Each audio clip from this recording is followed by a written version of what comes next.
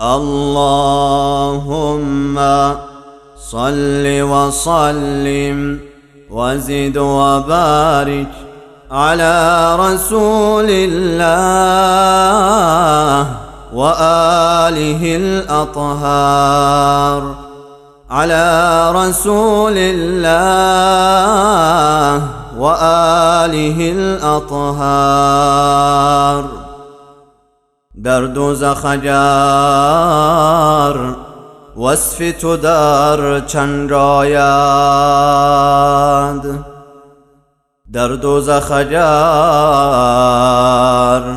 وصف تو در چند آید، ما را از حالی بهشتیان ننجاید. گر به تو به صحرای بهشتم خوانند، صحرای بهشت بر دلم تنگ آید، صحرای بهشت بر دلم تنگ آید. گر در یمنی چو با منی پیش منی،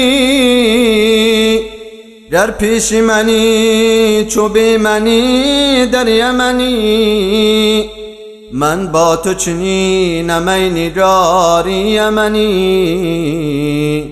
خود در عجبم که من تو ام یا تو منی، خود در عجبم که من تو ام یا تو منی. شین و عرب ہمارا، ہندوستان ہمارا،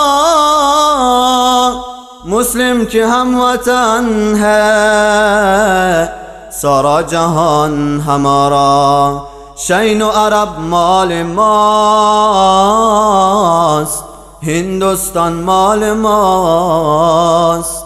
مسلمان هر کجا که باشد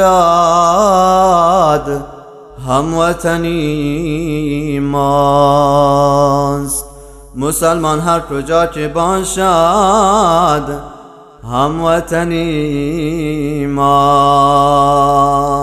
اللهم صل وسلم وبارك عليه.